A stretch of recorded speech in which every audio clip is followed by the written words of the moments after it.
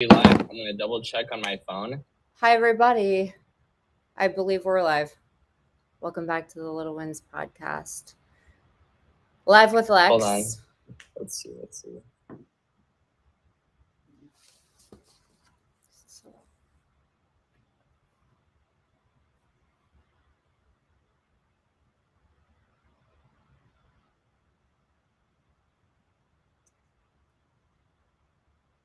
Yeah, you're still live on Insta. There you go.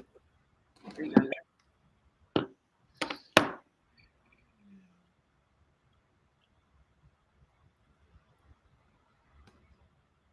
Hmm?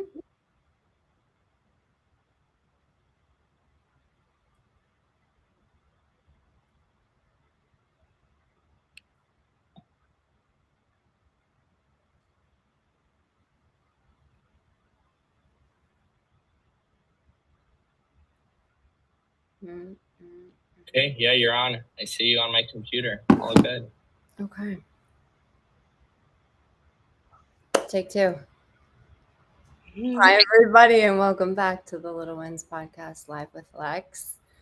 I'm your host, Lexis, and joining us today is a very dear friend of mine, Elena Anadolis. Hi.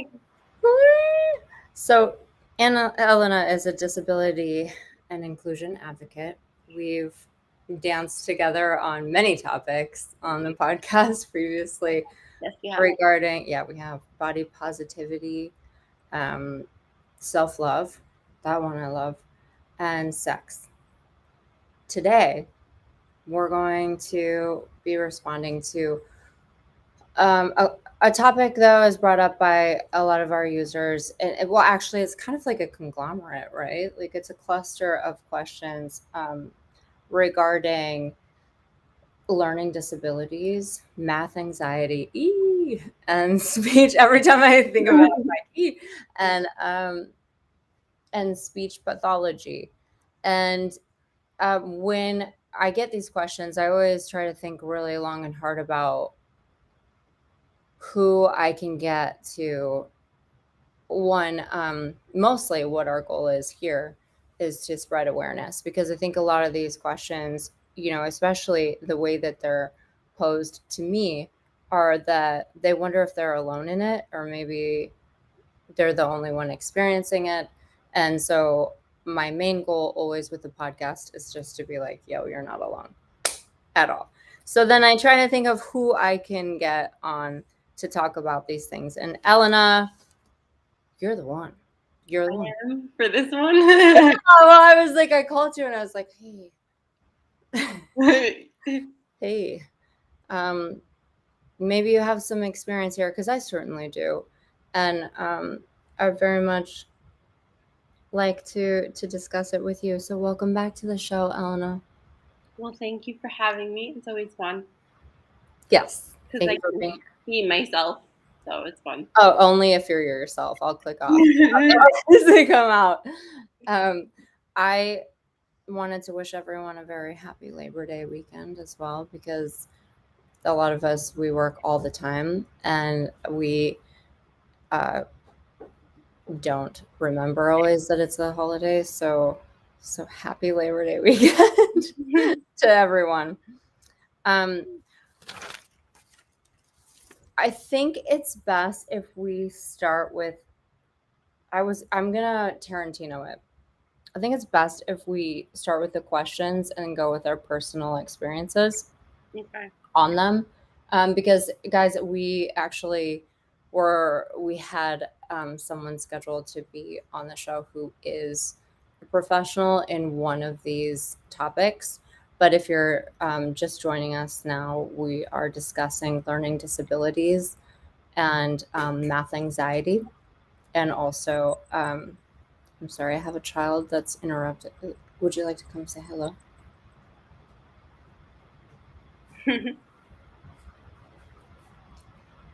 say hi. Come.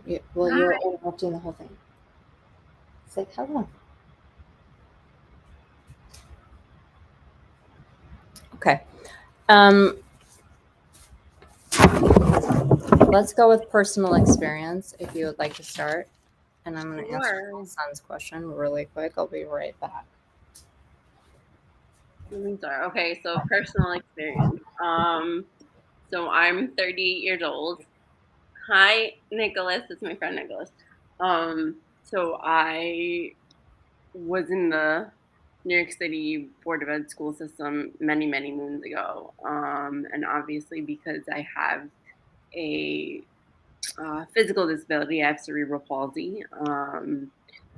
I also have learning disabilities and what they consider to be a speech and language disorder because I had a tongue thrust. Personally, I thought it was just that I didn't speak English very well because my first language was Greek. So, in terms of learning disabilities, let's see. I'm not exactly sure what the terminology for what I have, is now, but it would be the main ones are ADHD, dyslexia, facial integration, auditory processing. Those are the main ones. And for those who don't know, because again, our whole goal here is to just spread awareness for those who don't know what those terms mean. Do you want to expand a little? Auditory processing it just sounds like a lot of big words. Auditory processing is I can understand what you're saying in terms of hearing it, but when it comes down to transferring it to paper, I have a problem. I don't agree with that, first of all. Okay, well, but okay, we know you don't agree with it. I don't. Okay, I'm listening now. I'm using my listening. The issue might be because I do have fine motor skill issues, meaning like I do things slowly with my hands, like writing and stuff is not difficult. I just speed isn't my forte. So, which is part of the cerebral palsy. Personally, attention deficit hyperactivity disorder is when the executive part of your brain, meaning the one that organizes and helps focus and a slew of other things, is just a little off balance. So anything can distract me. Like I can hear a pin drop in the room, and then I'll go nuts. Let's see. What else? My daughter has that too. I'm sorry to interject, but my daughter, one of my kids with cerebral palsy, she has a similar thing. Like a dog will bark across the street, and it's like a jump scare, and she's gotten so good at it, but it would, when she was little, completely, like she would hear a pin drop, right? And it would disorganize a lot of things. In terms of what do you call it? In terms of the tongue thrusting is when you take your tongue and you push the back of push the top. Use your tongue to push your top jaw forward. Personally, I don't think that my tongue thrust was that severe. That would be a speech language pathology issue. I personally think that I needed ESL because English wasn't my first language. I think they just used the tongue thrust as another way to get me more services. I don't think I really needed it. Wait, hold up. That's a very important point. I also there's someone out there that needs to hear this. I opted to, you couldn't diagnose Ava. They wouldn't diagnose Ava with cerebral palsy until she was 2 years old. But they knew, obviously, she had a massive brain trauma at birth. And, when she was in her first year of life, they said, well, we can't really diagnose her, so she may not get the services, but we definitely know it's this. Well, if you definitely know, let's get the diagnosis so you can get the services. That's basically, theoretically speaking, you have all these diagnoses so that you would be able to get your services. Now, most parents have to fight. Like my parents had to go to impartial hearings and fight the district. Yeah, I fight. Oh yeah. But that's all these labels are for. Theoretically, that's how it's supposed to work. Yeah, it's just like the science behind like getting what it is that you need for your loved one. But you still Just have the way the systems are placed. right, but you still have to fight as a parent. Yes. Anyway, so the tongue thrust was that. What else did I say? Nick, do you remember what I said? Sorry, there's someone in the comments that actually pays attention to what I said. I know it does. It's actually for another person who gets easily distracted. The comments, I love them so much, but auditory, you covered that. Tongue thrust, you covered that. ADD. Yeah. I covered that one too. Yeah. So and my fine motor skills. Oh, he's laughing. Stop laughing at me. You always do. So fine motor skills. Basically anything that I can do with my hands, I do it slowly. Because all these tests that they give you to diagnose you for these disorders, conditions, whatever you want to call them, there's a lot of rhetoric. A lot of them are time sensitive. And you're also not allowed to use a computer. So why is that? Because it's part of the test. So when they do a neuropsychological evaluation, which is the 6-hour test, to diagnose you with various learning, mental health disabilities, and so on, neurological disabilities. It's a series of tests. A lot of them are timed. And what I know we weren't going to talk about this, but it goes in with it. If the tester did not write in the report that my marks on certain tests do not reflect my intelligence, I would be considered borderline intellectually disabled. Okay, I have two thoughts on that. I'm sorry, can I just put a pin on that? Because timed test. So I always do all this research right before these things. When people ask, did you hear that? That was my dinosaur that I keep on my desk. So I did all this research. I wanted to talk about these things because there's a lot of people out there that feel they're alone in a said diagnosis, which is why they anonymously post questions. I don't care. I love your questions. Keep them coming. You could call yourself Batman. You got a question, ask me. I love it. I'll try to find an answer. But a lot of them have to do with like that ties into math anxiety. And I have a feeling we're just going to go through all three of them, like, double dutch. It ties into a lot of activities. But timing things, I hated that as a child. In school in general. It just, that gave me so much anxiety that if you were like tick, I could hear the clock more than I could think about the answer. It's like tick, tick, tick. Like how many more minutes do I have? And I know the answers and I had them in my head. And that did me a huge disservice. But also if like for my daughter, holding a pen, if you can't use a computer, you can't use another device. And let's say it's not bubbled in correctly. And that's not giving. What would happen? Okay, so what would happen on that? I don't know exactly because I don't know what they do with children or adults. Because by the way, if you do, so I did the testing, a short version of the test that the Board of Ed would pay for every 3 years. It was called a triannual. But when I went to college, my parents paid. And I did the 6-hour test, paid out of pocket, twice actually. The first, we didn't like the way that she wrote the report. She basically said that I wasn't capable of doing anything and I would never go to school. And then I had one of those too. Why do you Yeah. think Mrs. Klein? Hi, Mrs. Klein.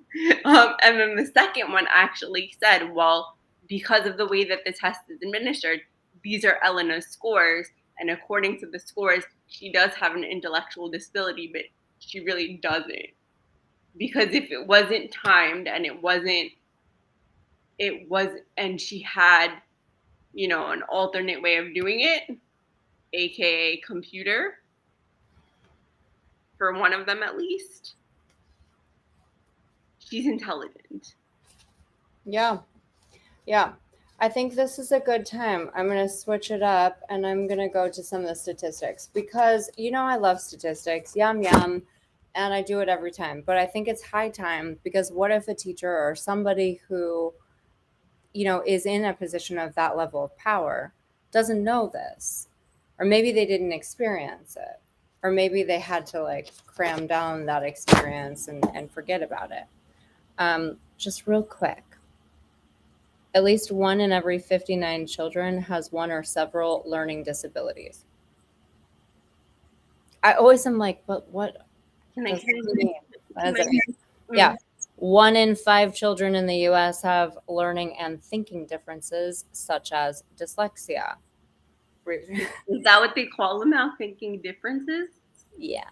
We just think differently, which, by the way, it seems to be working. So I want someone else out there to hear that. That is the point of everything I researched and the questions that were asked is that there were structures in my school system that did not work for me, but God, I love to learn. Holy cow, do I love to learn. I'll read. I love to learn, but I didn't like the way that it was being taught. It didn't make sense to me. The format, no. I didn't like the format and I didn't do well. I did not do well in school. So, dyslexia, for those who are wondering, is defined as a condition of neurodevelopmental origin that manifests effects in, ooh, this is weird. Thank you, Webster.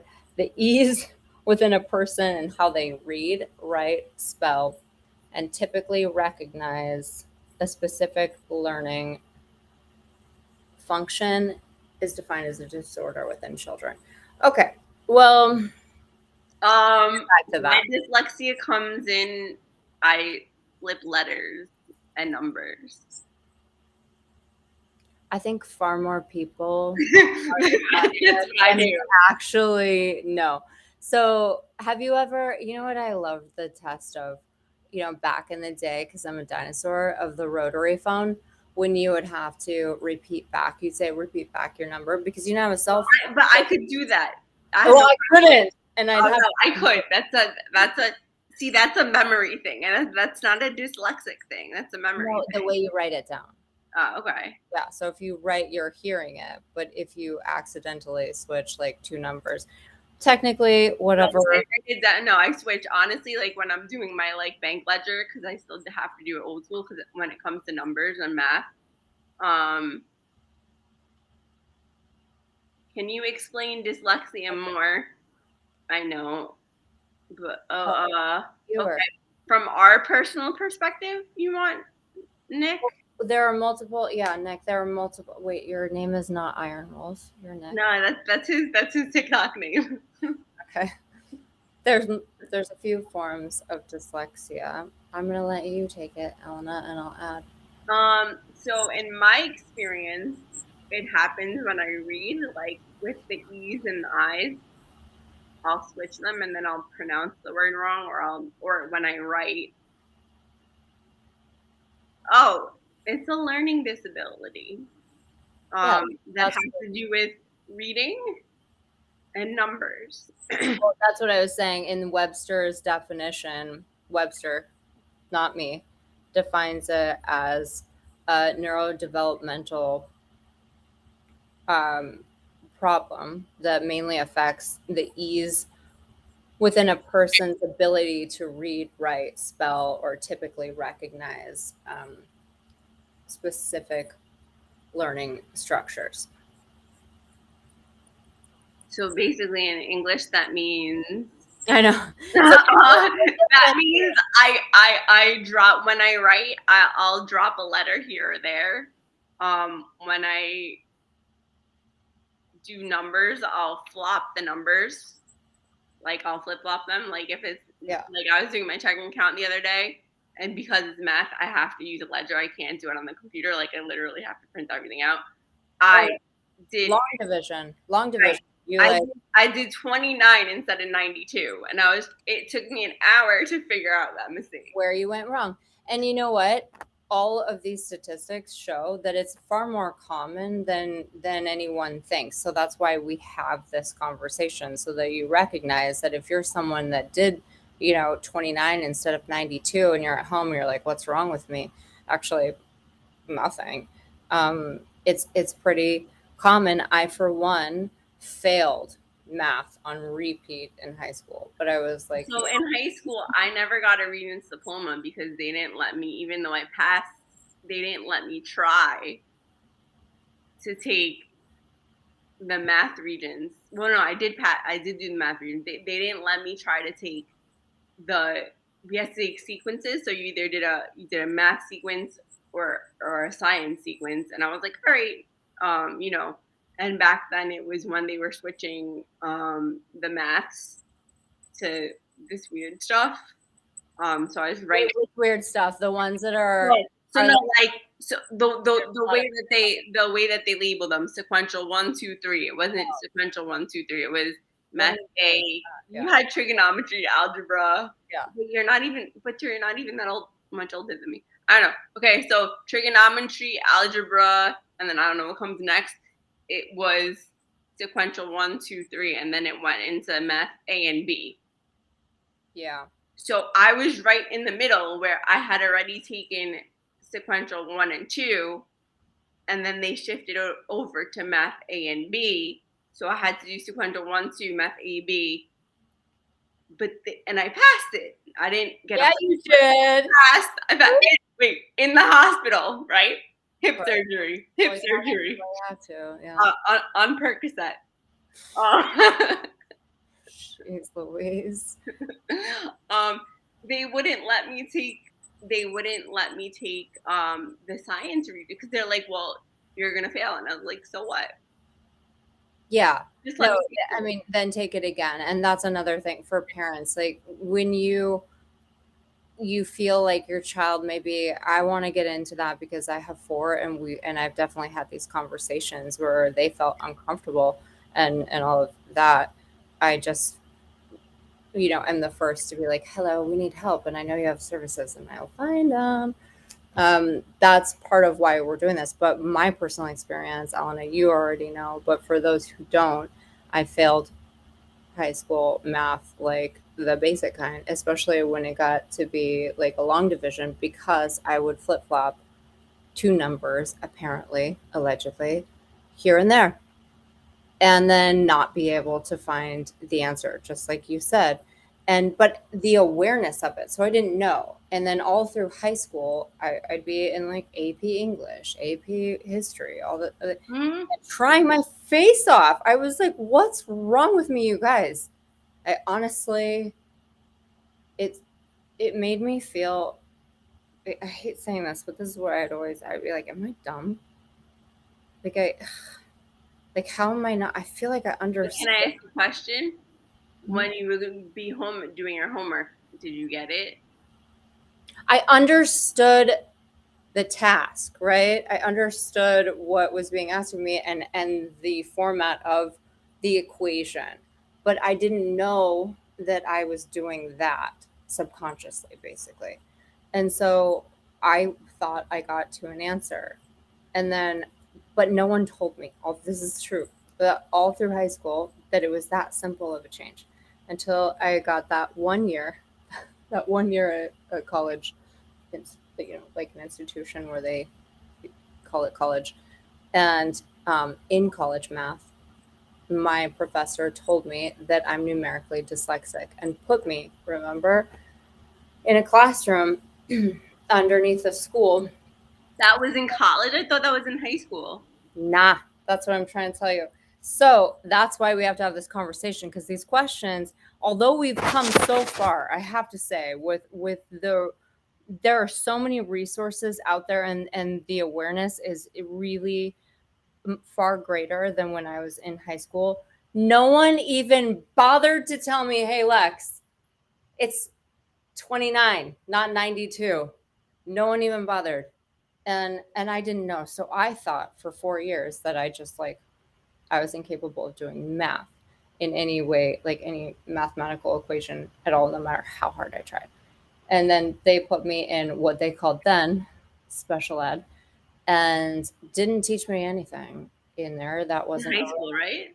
college, that 1 year of college. They had special ed in, what do you mean? They had special ed in college? Mm-hmm. A special education classroom. But there wasn't anything, there was no education going on in there. No, but okay, because I don't think we have that in New York. Well, I'm a little bit older than you, as you've already stated, but not that much. I was grateful. The point of the story is that I was grateful that it was such a simple change, because now I thought forever I couldn't do math and therefore I hated it. But actually, as it turns out, I love math.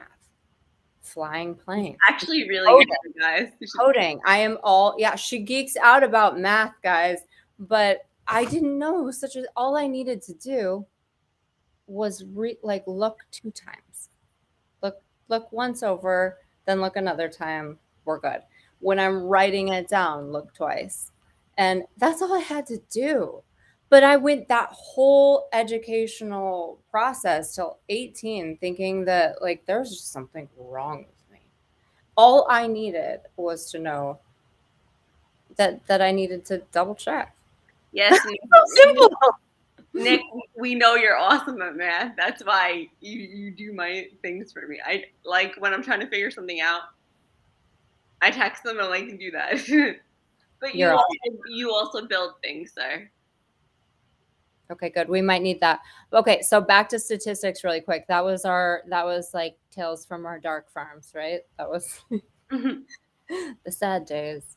2.8 million kids are actively getting services involving special education. It still says it here. Is that what we're calling it still? I don't know. Not that I'm sensitive to it, because honestly, I'd sign up for special education right now if it means that I don't have to be in a structured classroom that doesn't, I can't learn. When I was in school, they called it mainstream. They called me they said that I was mainstream, which meant that I got related services and I was in a general education classroom. Yeah, I don't even know. I think they just call it services for my kids. Because each one of my kids. Now I think you're in a general education classroom with related services. Yeah, no. So for my kids, so that's another thing we're going to talk about for those who don't know, because a lot of people had questions about how from baby to like their grandparent, they think they need speech pathology assistance, or maybe their kid is struggling in math, they hate it, they're throwing their book across the room, they don't want to talk about it. There are services out there, and all I can ever speak to, because again, not a doctor, not a professional, really anything. Actually, you are a professional. Thank you very much. But okay, guys, she's a professional with her life experience and her experience of being a mother. Don't make me cry. I'm a professional. I'm serious. I'm serious because I'm sorry. As much as I love the medical field and the education system, your kid's better. And we both have fought fiercely for that fact. And then that's why we have to tell them. So even if you think that your school district or the school you're in or the city I have the that there are resources that maybe you don't know about because they're not widely known or broadcast everywhere. They don't broadcast. They're not broadcasting it, right? Because we'll get into why another day. Ugh. But anyways, they're there and they're available. So when I would have parent teachers in the last 2 years, and they said about one kid and another kid, this one seems to be struggling with reading. This one seems to be struggling with math. I mean, we had kids in homeschool taught by this person. Of course they're struggling. Like I tried my best, you guys, with it, but I'm a mom and they didn't want to talk to me and it was hard. I was during the whole time of COVID, I was trying to keep up with everything, and I thought I did. I'm actually, you know what? I'm proud of how much I did in that time. There you go. You gotta talk about yourself differently, ma'am. Yeah, and if they're behind the whatever imaginary curve in certain testing numbers that we don't even know where those came from or the last time they were really reevaluated. I don't baseline my kids or my own ability to learn on some baloney number. But if they're struggling, if they are uncomfortable, if they get this kind of math anxiety or reading anxiety or whatever, it's so important to know that that in itself is going to impede, I think. I mean, it would for me and it did for them, their trajectory in their capability within their individuality. I have always said, whoa, whoa, whoa. I'm the first mom to be like, whoa, whoa, whoa, struggles. Let's talk about that. If they don't want to, if they're not learning within the format that you're teaching, I would like those special services. I know you have. Like a consultant teacher? Yep. And if they are seemingly nervous whenever they said, well, they didn't do well in this testing environment, what exactly was the testing environment? Was it just you and my child in like a weird room? Because I remember that as a kid. Yeah, like I did that, but I didn't care. Come in here and then let me just like ask you questions. And I was like, stranger danger. And also, I can't I was a shy kid. I'm a shy person. I would forget even my own name in that moment. I couldn't. Oh, I would do. So I did have a math tutor, right? And I would do I would do everything perfect, and I understood the concept and everything. And then when I went to go take the test, fail. Yeah, failed many times. Fail. But that's why we share these stories, because that's tough as a kid. And I remember what it feels like. I don't want anybody else's kid to feel like that. I don't want any other adult to feel like they're alone in these situations. Yeah, we all felt that way. So what can we do about it? There are other formats that you can ask for. I honestly, I have an IEP for 3 of my 4 children because I was like, this one is a slow test taker and she would like to take her time. And I don't want her to be evaluated on the tick, tick, tick timer that makes her feel like she can't answer the questions, because I remember that feeling. Mm-hmm. She wants to take the test and she knows the answer, but she doesn't want to hear your clock. The other one, he does not want to be cornered in, they didn't corner him. Okay, everyone relax. But, just soloed out and questioned on tests. A lot of kids do well on that. A lot of kids do not. And that's where I personally question, who decides whether or not like these ones can do it and these ones can't? What if the environment was just not right for them? What if they actually would have tested entirely differently? Because everyone's So my question for you is, what if the test was in a different format? That's what I'm saying. And No, it is. You said environment. You said environment. When I mean different format, I'll give you an example. When I was in college, Format. right? I had I could use a computer for my exams and things like that. But when it came to foreign languages, I needed a scribe, meaning someone's write for me. Right. And I took Greek because I had never taken it as a child, and it's totally different learning from home and learning in college. And they couldn't find a person who could read and write Greek in order to be my scribe. Oh my So wait, what did my professor do? He gave me an oral exam. Mm-hmm. He told me a story. I had to fill in the blanks with the information and conjugate the verbs and do this and do that verbally. Now, if it was on paper, Lex, Oh yeah. I wouldn't be able to do it. I'm telling you right now, because I'm better. Again, I'm better verbally than I am on paper because it's more difficult. It takes me a longer time to process things when I have to write because I have not a hard time writing, but it takes me a longer time. So if I could do all my tests in that format, I'd be a straight A student. You'd be Honors. You'd be on this side. Yeah, that's why these tests. Oh my god, what's happening? Is someone- how did this even happen?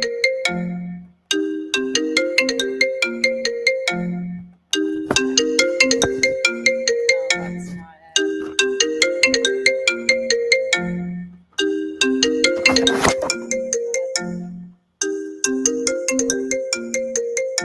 How is this happening? Help. Okay, stop. Why won't it stop? Decline it. Yeah, I'm trying to, and it won't go away. It won't, like, it literally won't stop. Decline it. Yeah, I am declining it.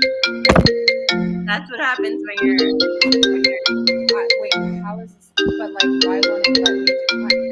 Go away. Oh my word. I promise during like a our other interviews. Did you see me trying so hard? Like, I can't see you anymore. I don't even know where you are. I'm here. I can see you. Well, I can't see you anymore. That was. I don't know who that weird number was, but if you're listening right now, that was pretty lame. That was lame. You could have written your question, concern, comments. You could have, like, don't call me from, like, a random unknown number via FaceTime that can't be declined. That ain't it.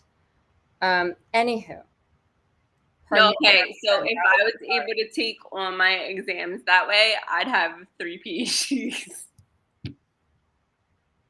You would, but that's how I feel. Like, I understand that so much because it took me years to undo the mental, like, image I had of myself around math, revolving math, because of all, the failed tests and how everybody else was doing and how, what my teacher said, and they'd be like, well, why can't you figure it out? And what's wrong? Like, it made me. I'm about to go ham on someone.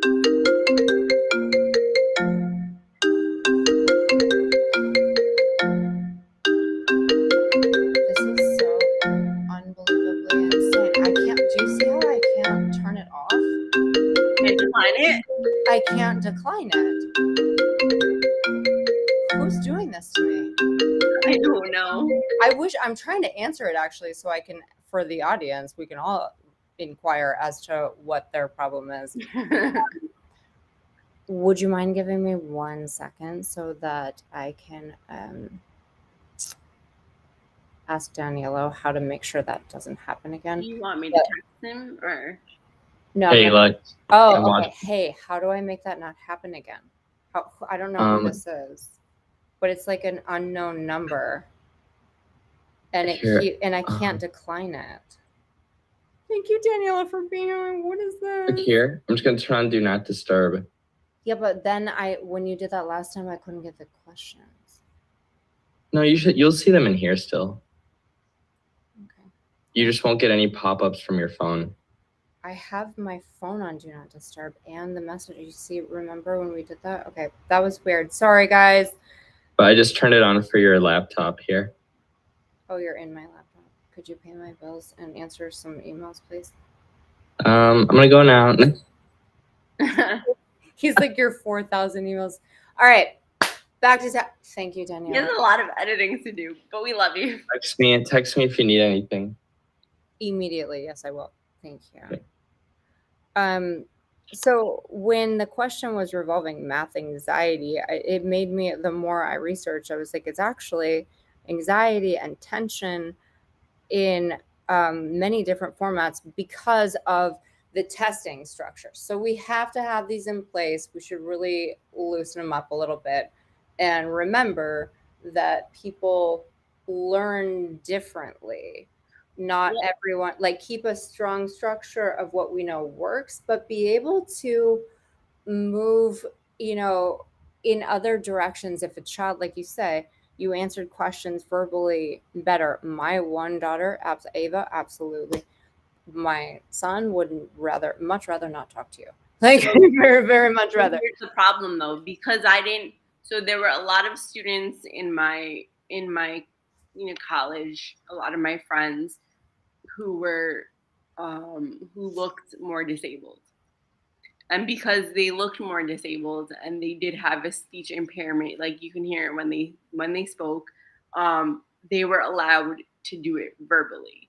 So it's also because in college, guys, just so you future parents of future college students, If college is in the future. If college is in the future, okay, your professor does things at their own discretion. I do not care what the handbook says.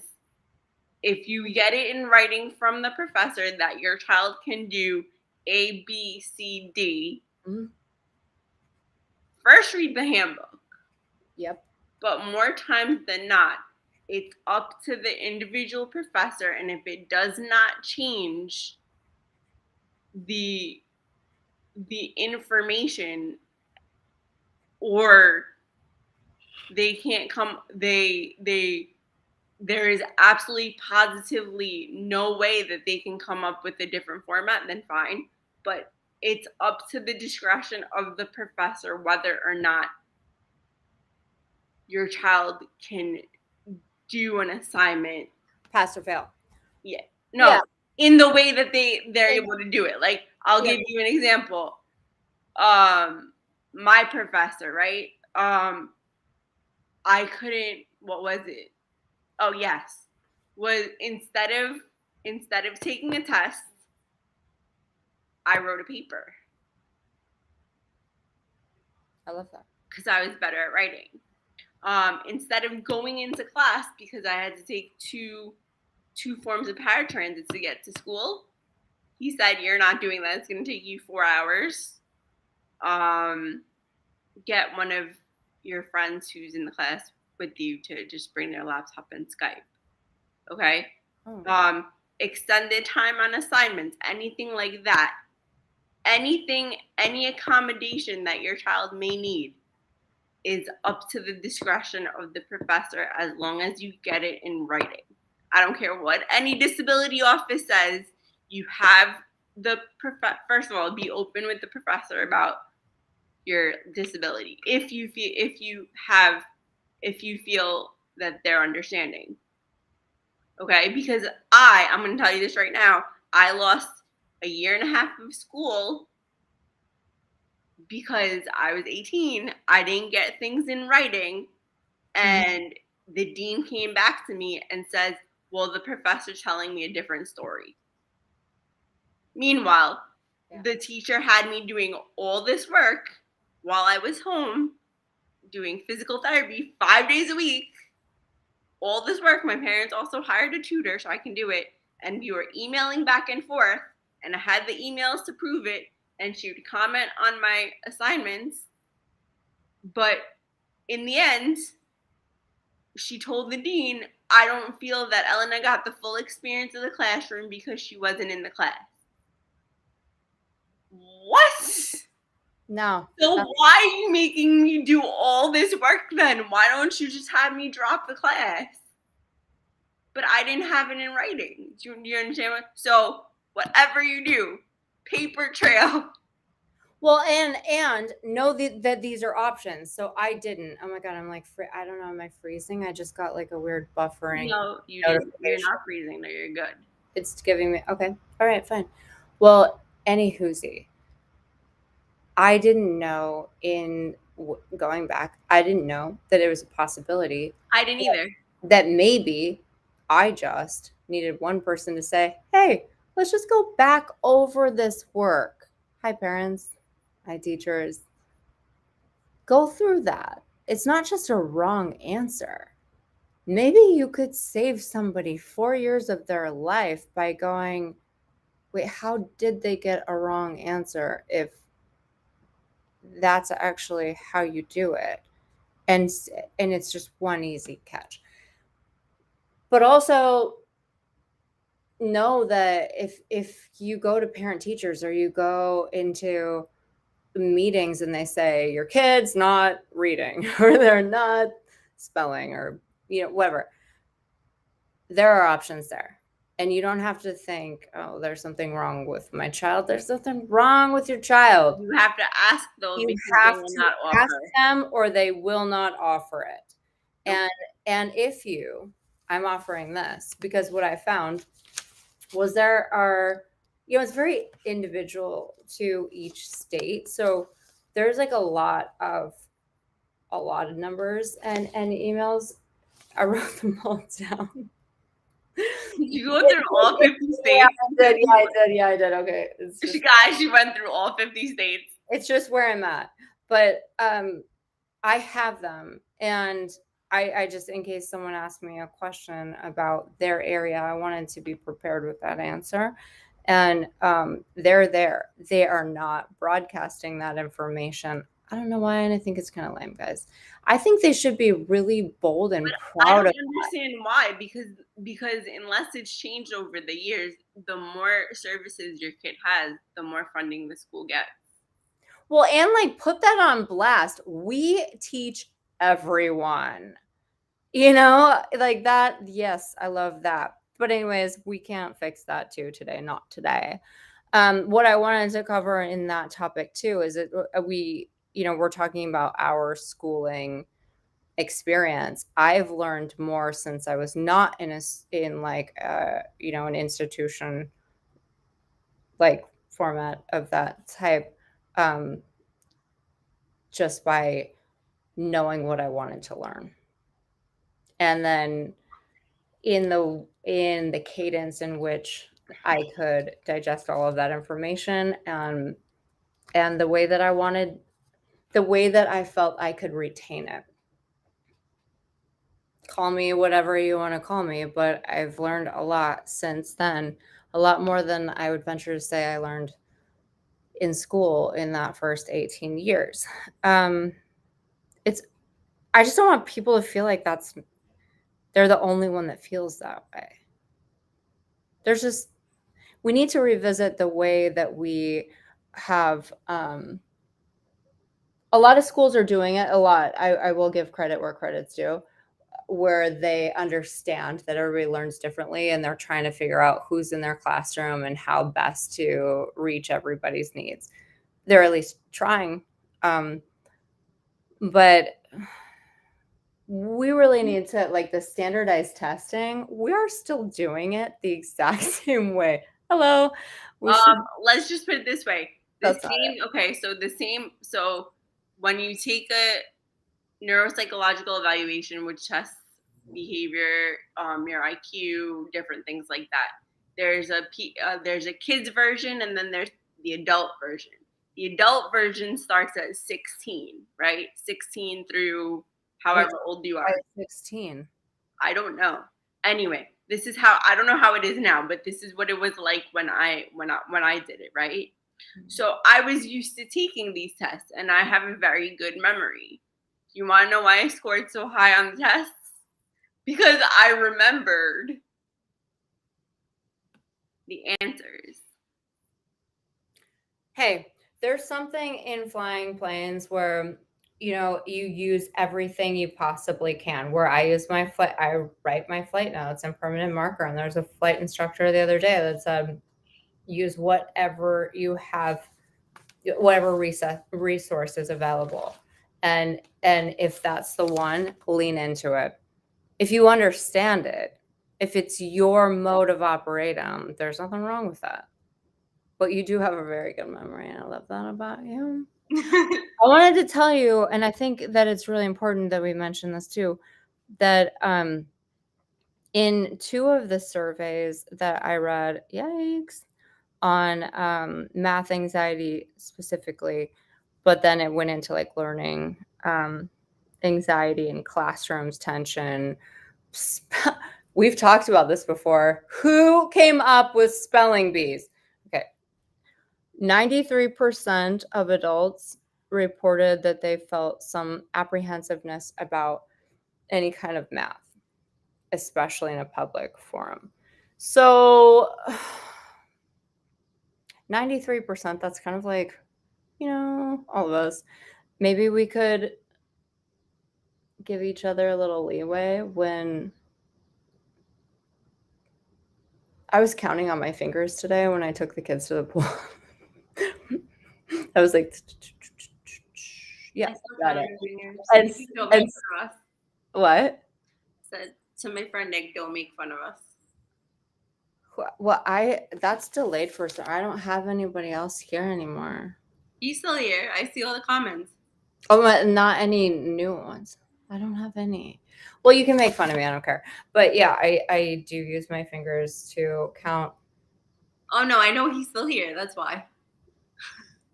But 93% is important for everyone to know that means if you feel nervous when you're faced with like I don't know, maybe you're paying a check and you're like, I just need a second to calculate a tip, like no biggie. Everybody does apparently. So just do you have someone like staring at you? Yeah, don't. First of all, I also wanted to tell everyone that for speech pathology, before we probably have to go, my experience with that is, with my daughter with cerebral palsy, it was extremely important for eating. If you have a baby, if you have an infant, if you have an elderly loved one or you're a caregiver, speech doesn't just mean talking. It can also be, feeding and drinking and all of those things. I found that baby sign language was super helpful, and I'm going to put that, like, they picked up on it really quickly, like thirsty. Yeah, well, for my sister who was more involved, nonverbal, she had speech, and they taught her how to chew and swallow and suck on a straw. So that all came into it. And also the straw is a big deal, because you remember when you were talking about the tongue thrust, they were saying like to strengthen the muscles in your mouth to form the words and everything. Right. So with her, it was up here. So they would do like your top lip, the muscles here, and we would have to like bring it down. You know what I mean? Or even sensitivity in the mouth. Yeah. Which for hygiene. You know what I mean? Some kids have, I have issues with people touching my hair. Okay. Some people have issues with different textures in their mouth. That was, that's a big thing when you need to have, oral hygiene. Yeah. And extra breathing, swallowing, like choking. So I learned a lot in that. There's not a single thing. I'm so grateful for all the angel therapists, all the brilliant people that I've been able to work with. I learned so much, not just for Ava, but for all of my kids, for myself too, I think everything that we've learned that they label as special needs or disability related in some way, shape, or form, you can use it if you don't have that label. Everyone.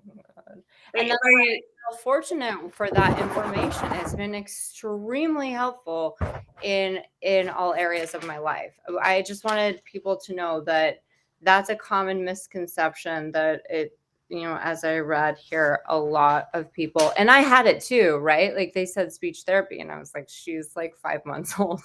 I'm not really expecting her to talk anytime soon. Then they said, well, it will help. I didn't know, guys. Okay.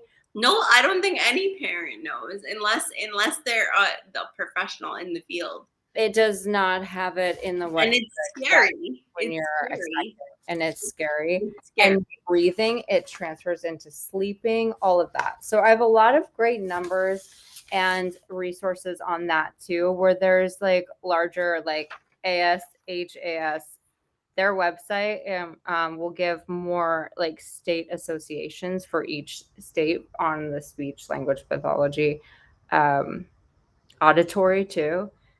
And I just want to remind everyone again, because I'm just a mom, I'm not a medical professional. I just do. Lexis, stop saying that But, you're. but hear me out. This is important. This is important. Please Okay. always, as a human being, do your due diligence and check licenses and certifications.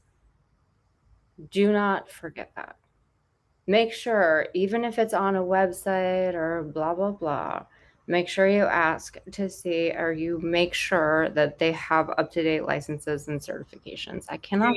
Do your research. Yeah. Yep. That's that. So I think that do we want to say our questions, because we're running a little bit over, but we kind of covered it. I just want to shout out We're to running over because we had those hiccups. because I love talking to you. But wait, where did I wrote down we kind of covered it, but I want to shout out to the people who did. I never get to the ones that write in all of them. So I hope everybody understands that what I end up doing is taking the question that encompasses the most on the same topic.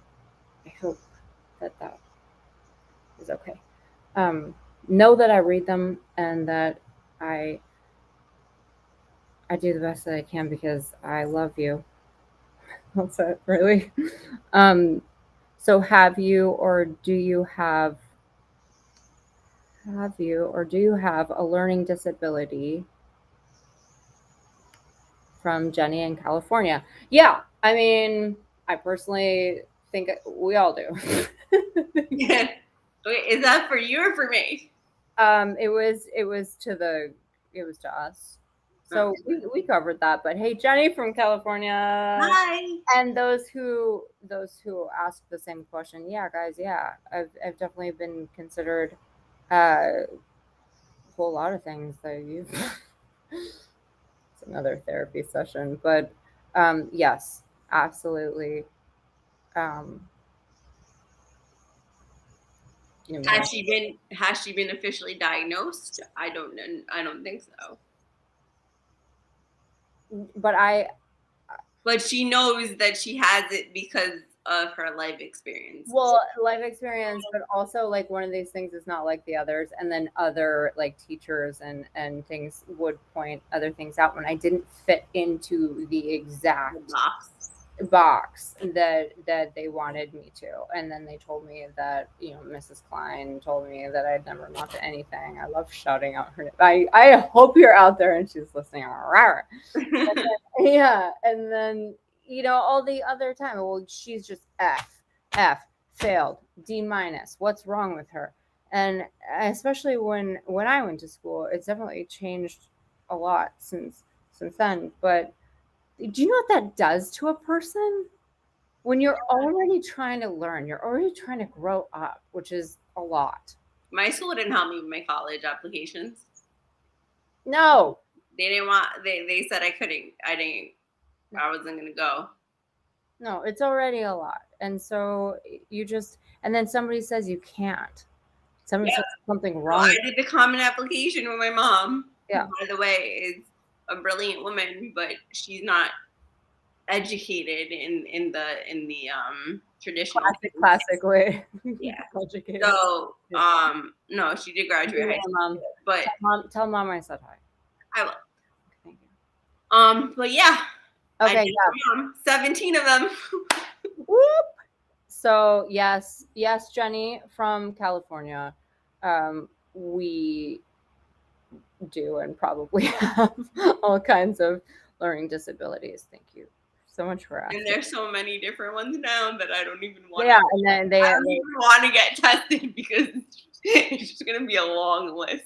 Just keep learning and keep asking questions. Right, And keep learning. Have the guts, guys, to say I have more questions. Have the chutzpah in you, what you're gonna need to say, no, I have a hyphenated last name. I'm going to need more time bubbling in my last name, like last names.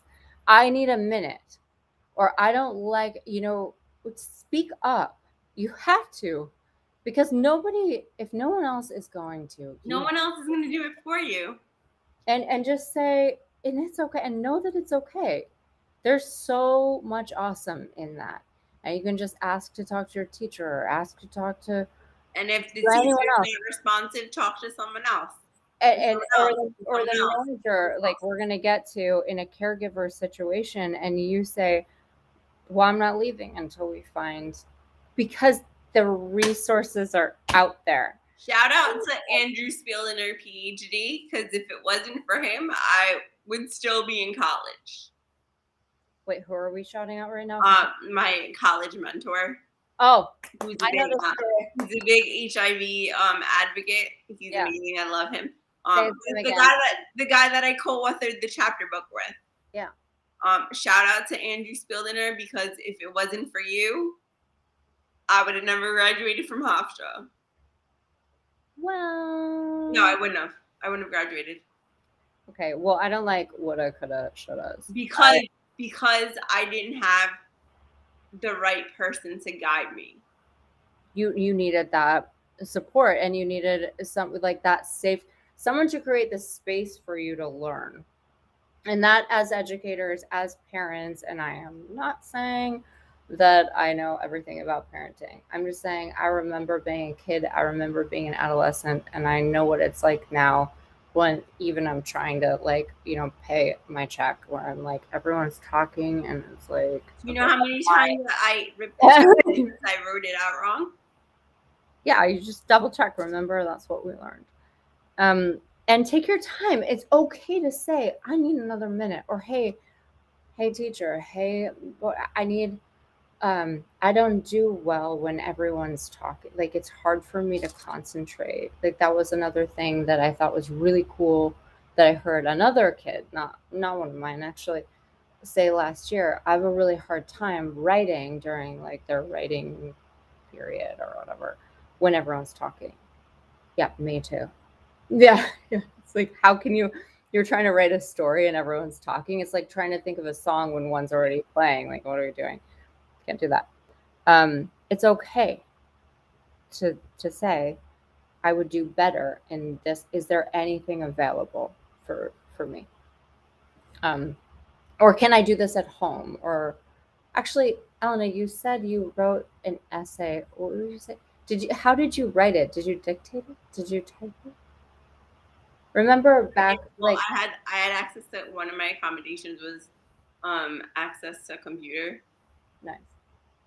So yeah, so we got to put all these together. Or I could, or there was another situation where I couldn't go into the classroom because I was sick. Mm-hmm. So they sent it to me via email, and I just wrote it, and I did it in my dorm. I love you. So I mean, and I did my due diligence, and I went to the disability office, and I said, well, am I allowed to do this? And you know what they said? Whatever you do is between you and the professor.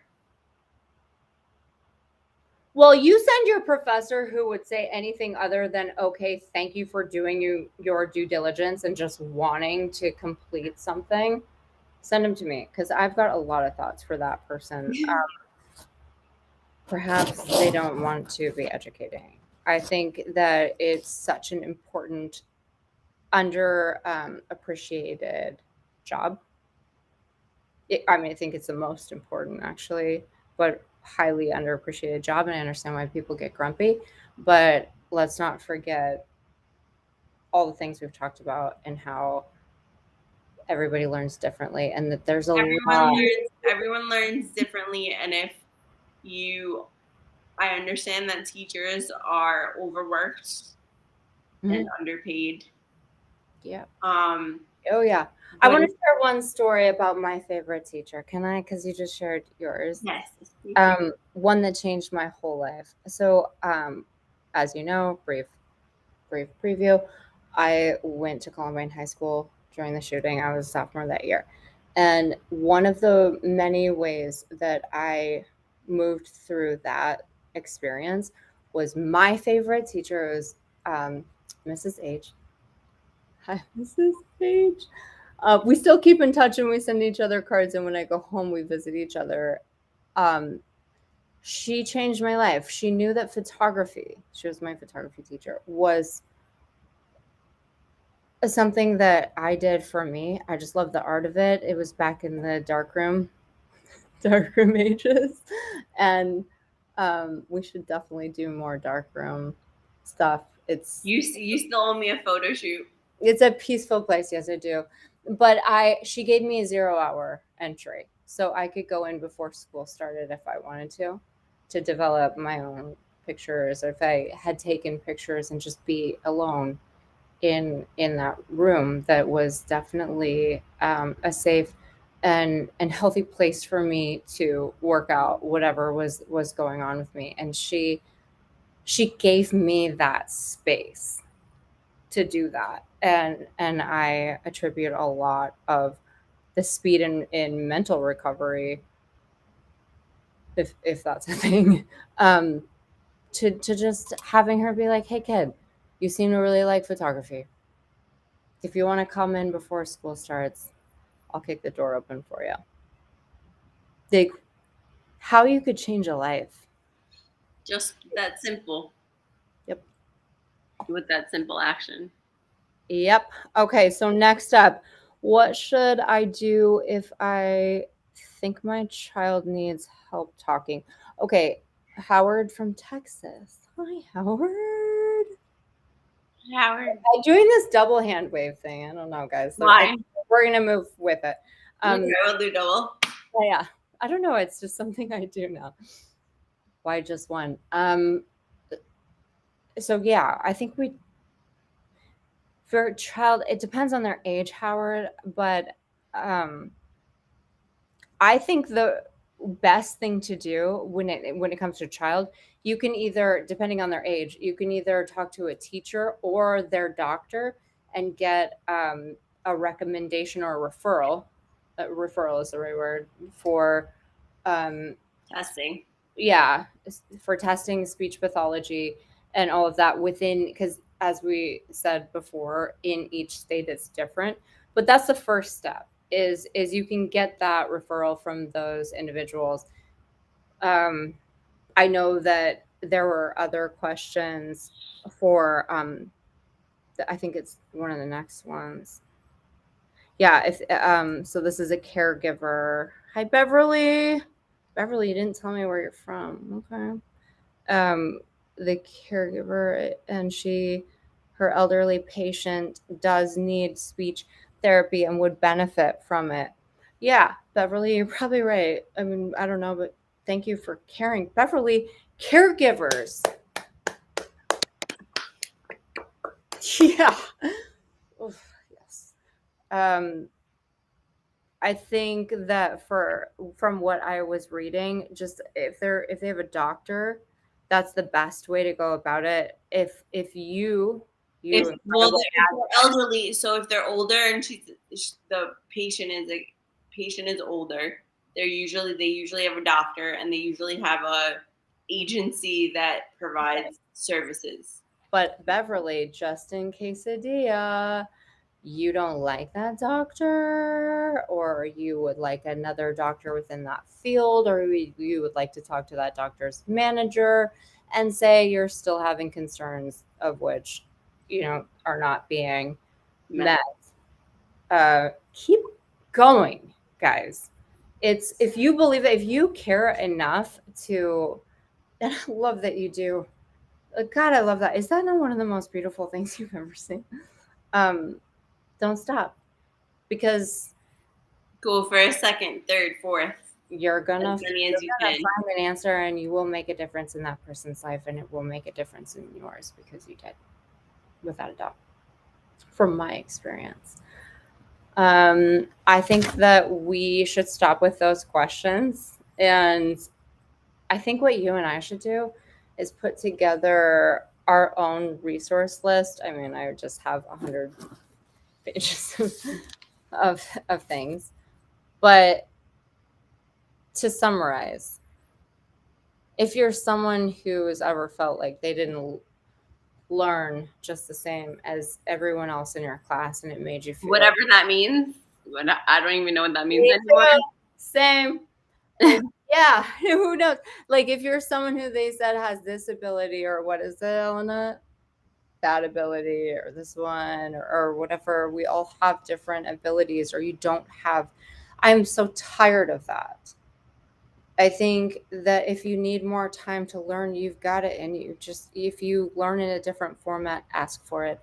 And parents, it is your responsibility to know what is available to you. So ask.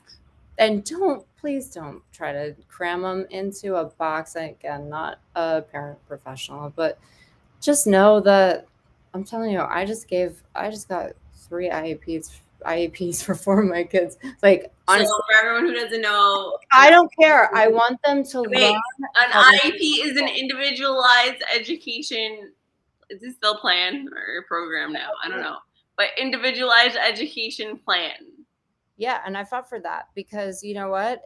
I know that the format in which they were learning and the environment was not. And in order for you to receive something like that for your child has to be diagnosed with some form of a disability. And you just have to ask for it. Mm-hmm. So you talk to the teacher, or you call your doctor and you say, this is the thing, I need a referral, and for that you would need just like a letter of recommendation. And you know what? Everybody has some kind of, not everybody, but I've found that a lot of people in a lot of these notes have, do I want to say stigma? Like there's a stigma around having, a learning disability. But I'm sorry, what did we say that was? What was it? Let me find it really quick, guys. Hold on really quick. 93% of adults. Yeah, right? So we're just different. And like, can we get over it? But so is everyone is different in their own way. And I think that's beautiful. But I don't want kids to feel like I did in high school when I was like, holy cannoli, I can't do math. Like I am missing the math gene entirely. And it was something. But you're not, because look what you're doing now. I know, but thank you. But that's how I was made to feel.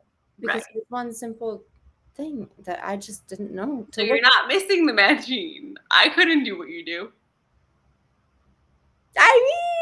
I couldn't. No, I'm telling you right now. I don't know. I took computer science class twice. Second time someone else took it for me.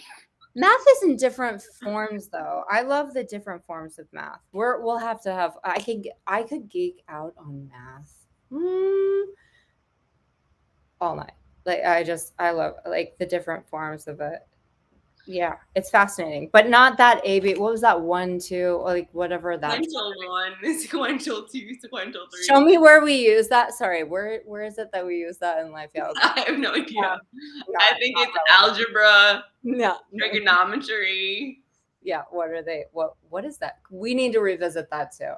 But Elena, God, I love you so much. I feel like every time there's something that I know we both can speak to that it's not easy, guys, to get someone on the show who will speak to their own personal experience, but it also is imperative for the other side, or I've found that it's the what you want is to hear from people who are willing to openly and honestly share their personal experience, and then the research and the different ways to go about it that you and I, Elena, know. That's what I found to be most successful. However, it's not easy to find someone who will share from their personal experience. So you go, girl, and I love you. I love you too. You said you were coming to visit me. I just Well, we have to plan it. You're always going somewhere. Okay. All right, fine. We're going to do that offline. If you guys have any other questions, this episode will be available next Friday. Anywhere you tune in if you weren't here now. And don't forget to send in your topics if there's something else that you would like to discuss, or you can always remain anonymous at info@littlewins.com and just send in a question if you listened and you want to know something specifically to your area. I'd be happy to look into it for you. I don't know why I'm always like this, but yeah, I want that. Let's do it. Let's work together. Do we miss anything else? I don't think so. I don't know. No, we're good. I love you. I love you. Let's go learn in our environments. Yes. It kept changing environment format. Yeah, whatever. Interchangeable. I love you. Thank you. Thank you all for listening. Thank you for tuning in. Thank you for having me. Thank you and good night.